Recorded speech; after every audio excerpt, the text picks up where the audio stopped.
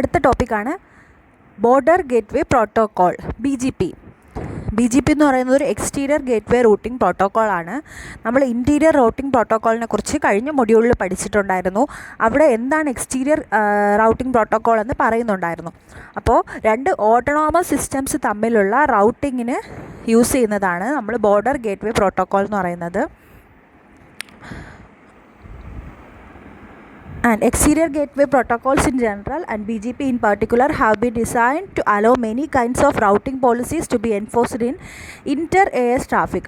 അപ്പോൾ ഇൻ്റർ autonomous systems തമ്മിലുള്ള റൗട്ടിങ്ങിനെ റൗട്ടിങ്ങിനെ യൂസ് ചെയ്യുന്നതാണ് ബോർഡർ ഗേറ്റ്വേ പ്രോട്ടോക്കോൾ എന്ന് പറയുന്നത്. അപ്പോൾ typical policies involve political, security or economical consideration. അപ്പോൾ ഇതിനെ കുറച്ച് പൊളിറ്റിക്കൽ കൺസിഡറേഷനും സെക്യൂരിറ്റി കൺസിഡറേഷനും എക്കണോമിക് കൺസിഡറേഷനും ഒക്കെ ഉണ്ട്. എക്സാമ്പിൾസ് പറഞ്ഞിരിക്കുന്നത് no transit traffic through certain autonomous systems. അപ്പോൾ സർട്ടേൺ ഓട്ടോണോമസ് സിസ്റ്റംസ് തമ്മിൽ ട്രാൻസിറ്റ് ട്രാഫിക് ഒന്നും ഉണ്ടായിരിക്കത്തില്ല. അതുപോലെ തന്നെ ഒരു ഓട്ടോണോമസ് സിസ്റ്റത്തിൽ സ്റ്റാർട്ട് ചെയ്യുന്ന ട്രാഫിക് അല്ലെങ്കിൽ എൻഡ് ചെയ്യുന്ന ട്രാഫിക് വേറൊരു സിസ്റ്റത്തിലോട്ട് നമ്മൾ ട്രാൻസിറ്റ് ചെയ്യുന്നില്ല. And also never put Iraq on a route starting at the Pentagon. ഇറാഖും പെൻറ്റഗണും ഒന്നും കണ്ട് കൺഫ്യൂസ്ഡ് ആവണ്ട. They denotes different autonomous systems. From the point of view of a BGP router, the world consists of autonomous systems and the lines connecting them. അപ്പോൾ നമ്മൾ ഒരു BGP റൗട്ടറിൻ്റെ point of വ്യൂവിൽ നമ്മുടെ വേൾഡിനെ പറയുവാണെങ്കിൽ ആ വേൾഡിൽ എന്തൊക്കെയുണ്ട്?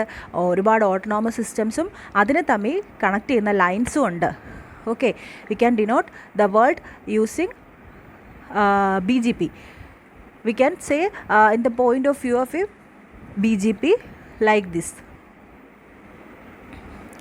Given BGP's special interest in transit traffic, network are grouped into one of three categories.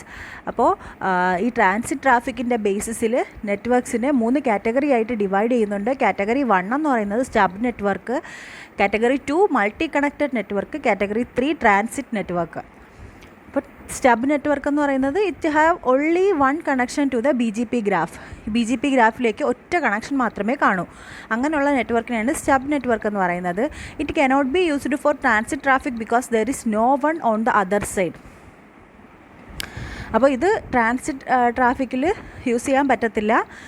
വേറെ ആരും, അതായത് നമ്മുടെ ഈ ഓട്ടോണോമസ് സിസ്റ്റത്തിൽ നമ്മുടെ നെറ്റ്വർക്കിനകത്ത് പുറത്ത് വേറെ ആരുമില്ല. Because there is no one on the other side. Next is multi-connected networks could be used for transit traffic except that they refuse. അപ്പോൾ multi-connected networksനെ നമുക്ക് ട്രാൻസിറ്റ് ട്രാഫിക്കിൽ യൂസ് ചെയ്യാൻ പറ്റും.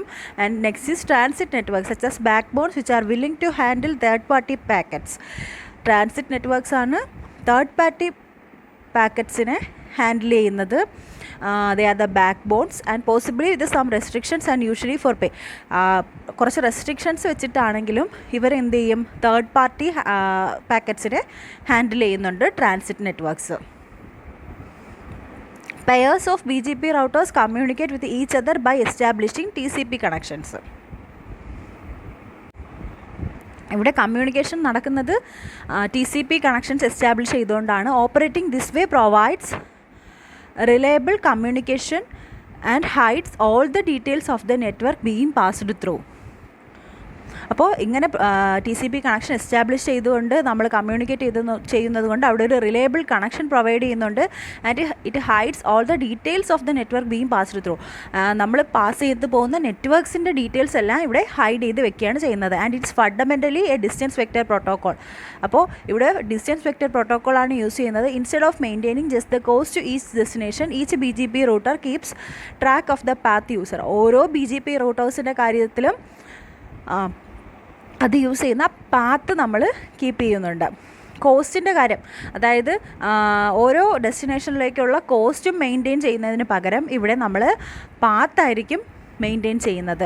Similarly instead of periodically giving each neighbour its estimated cost to each possible destination, each BGP router tells its neighbours the exact path it is using. അപ്പോൾ estimated cost നമ്മൾ ഓരോ നെയ്ബേഴ്സിനും ഉള്ള estimated cost, അതായത് ഓരോ നെയ്ബേഴ്സിനും ഡെസ്റ്റിനേഷനിൽ എത്താനുള്ള estimated cost നമ്മൾ periodically update ചെയ്യുന്നതിന് പകരം ഈ BGP റൗട്ടേഴ്സ് എന്ത് ചെയ്യും? അതിൻ്റെ എക്സാക്റ്റ് പാത്തായിരിക്കും അവിടെ നമ്മൾ അപ്ഡേറ്റ് ചെയ്യുന്നത്. നെയ്ബേഴ്സിൻ്റെ എക്സാക്റ്റ് പാത്തായിരിക്കും നമ്മൾ അപ്ഡേറ്റ് ചെയ്യുന്നത്.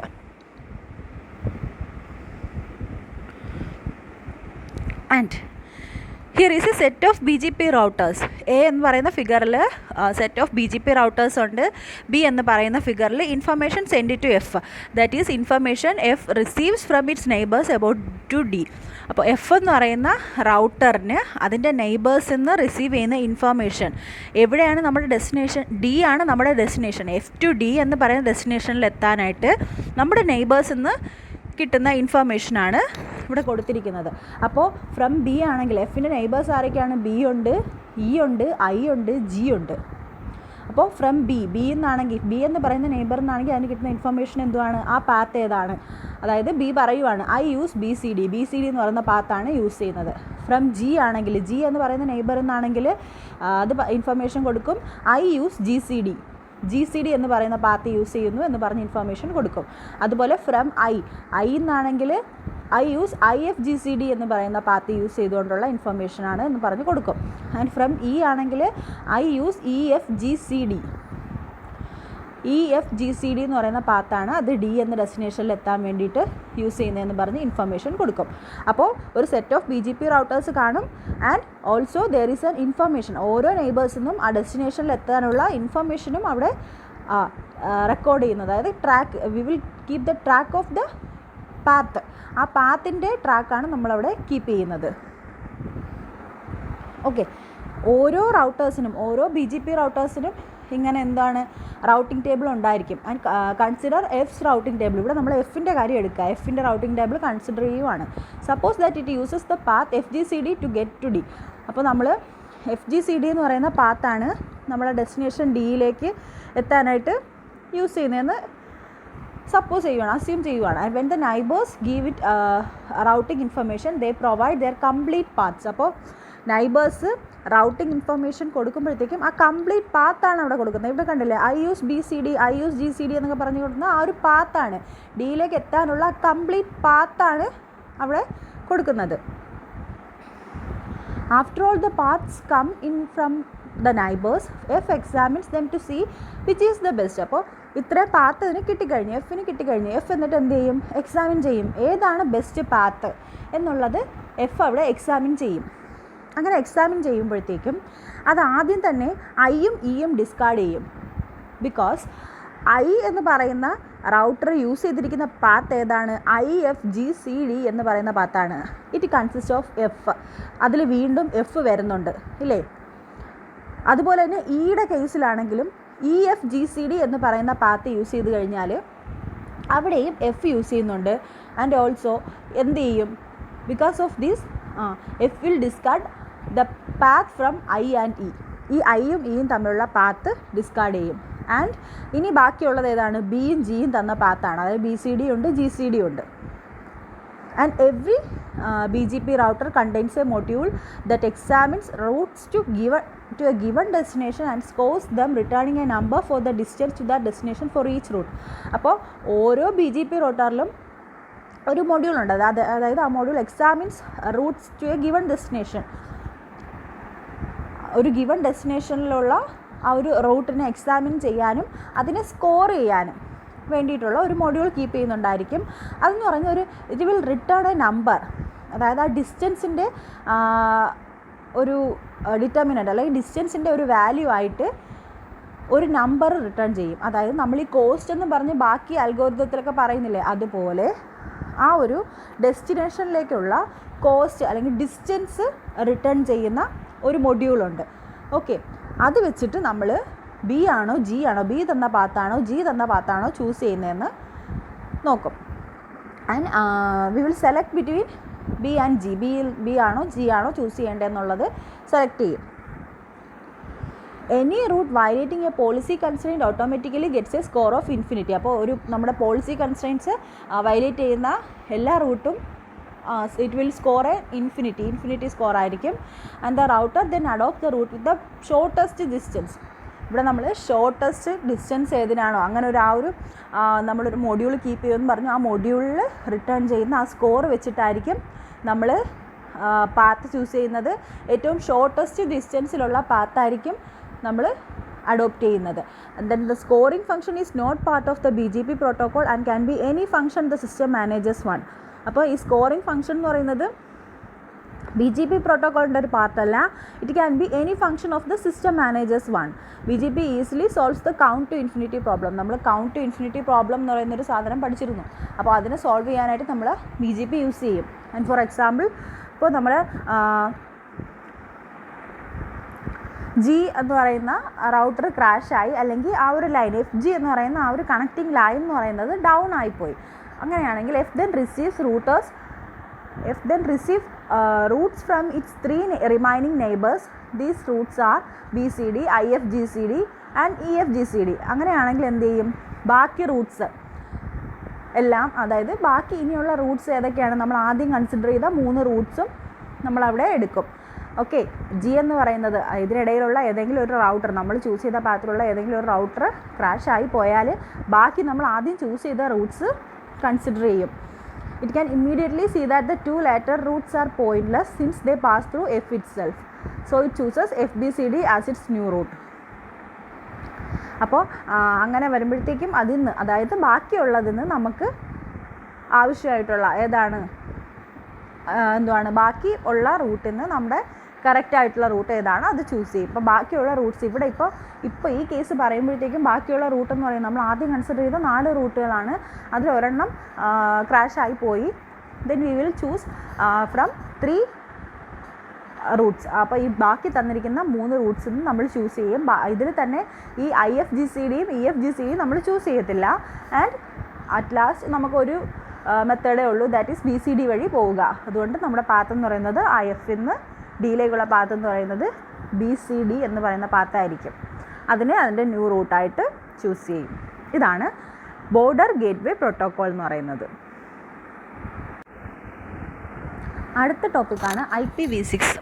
IPv6ൻ്റെ മേജർ ഗോൾസ് ആണ് ഇവിടെ തന്നിരിക്കുന്നത്. It supports billions of host even with inefficient address space location. Billions of ഹോസ്റ്റിനെ സപ്പോർട്ട് ചെയ്യുന്നുണ്ട്. And reduce the size of routing ടേബിളിൻ്റെ സൈസ് റെഡ്യൂസ് ചെയ്യുന്നുണ്ട്. And simplify the protocol and it provides better security, pay more attention to type of service, aid multicasting by allowing scopes to be specified, and it make it possible for a host to roam without changing its address and allow the protocol to evolve in the future and permit the old and new protocols to coexist for years. അപ്പോൾ ഒരുപാട് ഹോസ്റ്റിനെ support ചെയ്യുന്നുണ്ട്. നമ്മുടെ IPv6, IP version V6, IPv4 ഉണ്ട്, IPv6 ഉണ്ട്. നിങ്ങൾക്ക് IPv6 ആണ് പഠിക്കാനുള്ളത്. IP version 6 നമ്മുടെ റൗട്ടിംഗ് ടേബിളിൻ്റെ സൈസ് റെഡ്യൂസ് ചെയ്യാനായിട്ട് IPv6 ഹെൽപ്പ് ചെയ്യുന്നുണ്ട്. അപ്പോൾ നമ്മുടെ പാക്കറ്റ്സിനെ ഫാസ്റ്റായിട്ട് പ്രോസസ്സ് ചെയ്യാൻ, and it also simplify protocol by the way. നമ്മളെ റൗട്ടേഴ്സിന് പാക്കറ്റ്സ് ഫാസ്റ്റായിട്ട് പ്രോസസ്സ് ചെയ്യാനും അതുവഴി നമ്മുടെ പ്രോട്ടോകോളിനെ സിംപ്ലിഫൈ ചെയ്യാനും IPv6 ഹെൽപ്പ് ചെയ്യുന്നുണ്ട്. And it provides better security, that is authentication and privacy. Okay, it will provide better security than current IP and pay more attention to type of service. Real time data ആണ് അത് support ചെയ്യുന്നത്. That is it will pay more attention to type of service. പിന്നെ multicasting allow ചെയ്യുന്നുണ്ട്. And it also make it possible for a host to Rome.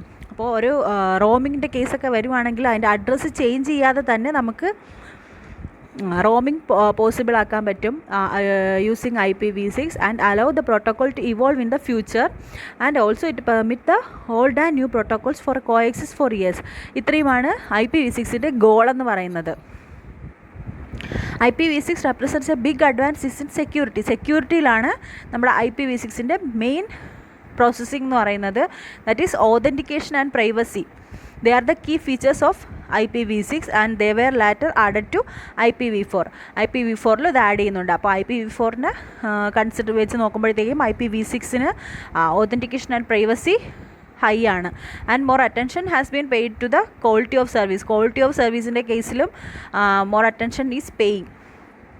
With the growth of multimedia on the internet the sense of urgency is greater.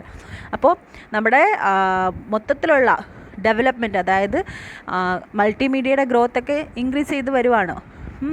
And അങ്ങനെ ഒരു സിറ്റുവേഷനിൽ the sense of urgency is greater. അങ്ങനെ ഒരു സിറ്റുവേഷനിൽ നമ്മുടെ quality of service കുറച്ചും കൂടെ developed ആവണം. അപ്പോൾ നമ്മുടെ അതായത് ഫ്യൂച്ചറിൽ വരുമ്പോഴത്തേക്കും ഒരുപാട് ഇൻവെൻഷൻസും അങ്ങനെയുള്ള കാര്യങ്ങളും വരുമ്പോഴത്തേക്കും അതിനനുസരിച്ച് നമ്മുടെ ക്വാളിറ്റി ഓഫ് സർവീസും ഇൻക്രീസ് ആവണം.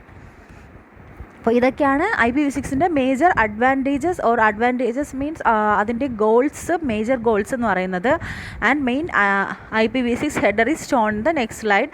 Version field is always 6 for IPv6, 4 for IPv4. അപ്പോൾ വേർഷൻ ഫീൽഡ് എന്ന് പറയുന്നത് 6 ആയിരിക്കും. അതാണ് IP version 6. Okay. During the transition period from IPv4, router will be able to examine this field to tell what kind of packet they have.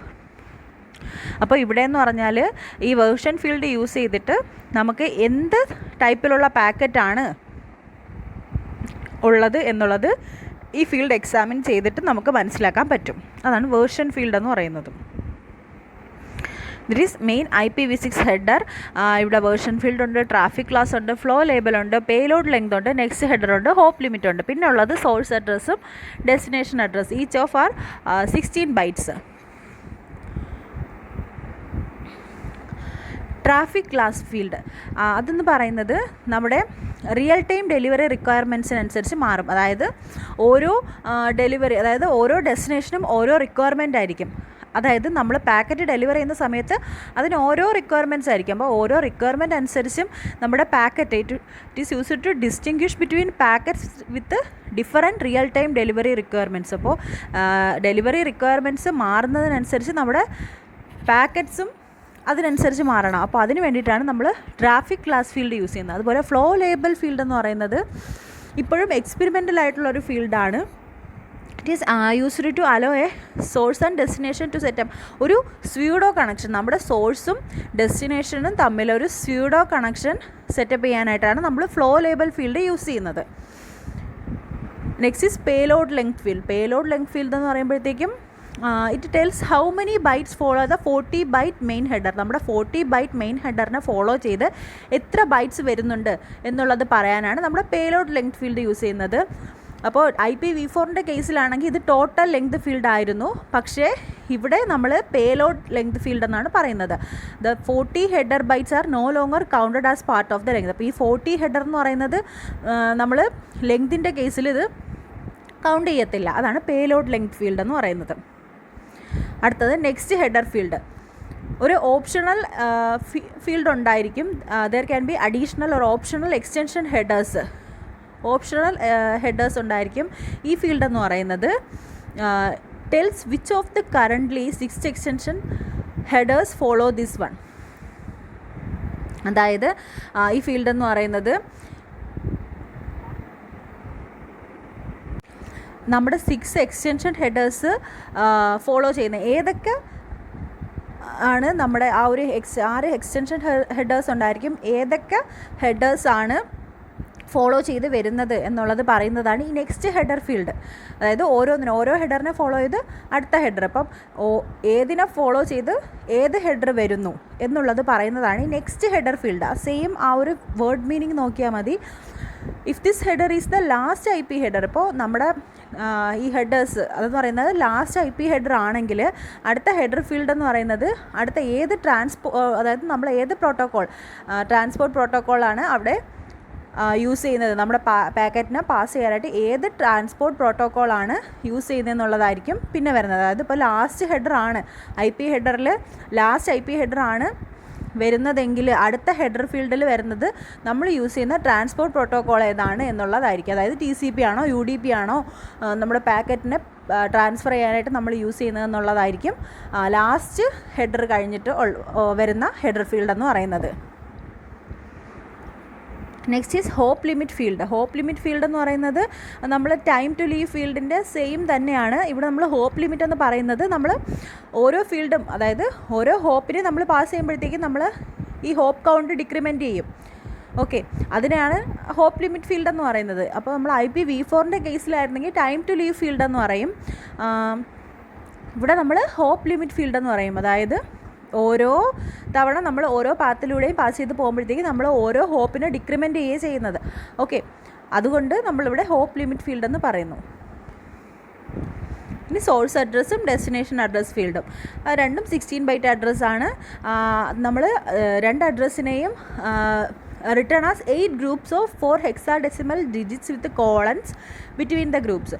അപ്പോൾ നമ്മൾ 8 groups with 4 hexadecimal digits. ഈ address നോക്കി example കൊടുത്തിരിക്കുന്ന address കണ്ടാൽ മനസ്സിലാവും. 4 hexadecimal digits, അതിൻ്റെ 8 group.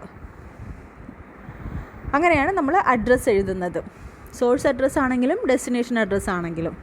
അപ്പോൾ ഇതിൻ്റെ കേസിൽ, അതായത് നമ്മുടെ അഡ്രസ്സിൻ്റെ കേസിൽ it will have many zeros inside dum. അപ്പോൾ അതിൻ്റെ അകത്ത് സീറോസ് വരുന്നുണ്ടല്ലേ. ഇപ്പോൾ നമ്മുടെ എക്സാമ്പിൾ നോക്കുവാണെങ്കിൽ ഇവിടെ 3 ഗ്രൂപ്പ്സ് ഓഫ് സീറോസ് വരുന്നുണ്ട്.